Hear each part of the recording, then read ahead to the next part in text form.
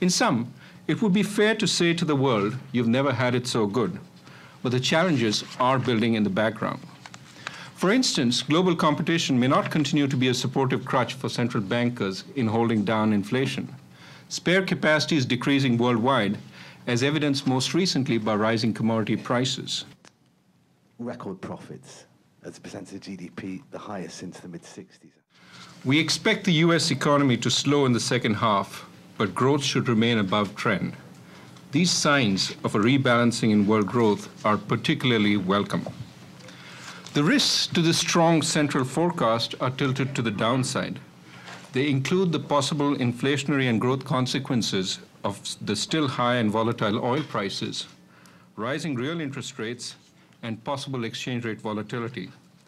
So when you say revenue-enhancing measures, in the euro area, forward-looking indicators such as business confidence continue to signal that the recovery in Europe is strengthening, but this is yet to be confirmed by concurrent data.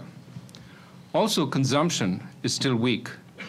Nonetheless, we remain optimistic that euro growth will pick up to about 2% in 2006, and that pickup will be broad-based. Europe's challenge still remains to increase its potential growth rate to a level that enables its citizens to continue to enjoy their enviable blend of work and leisure. More insecurity in the workplace may well be the price that has to be paid to obtain more security for the European way of life. Average real wages in the US have fallen for 2 consecutive. In Japan, the economic tide continues to rise, lifting inflation, land prices, and bank lending. Improving labor market conditions are likely to support consumption growth. For Japan, the challenge is how to normalize monetary and fiscal policy without setting back the ongoing recovery, even while coming to terms with a rapidly aging population. China's economy is expected to continue to grow at a blistering pace of 9.5%. The underpinnings of growth, however, need to move from investment and net exports towards consumption.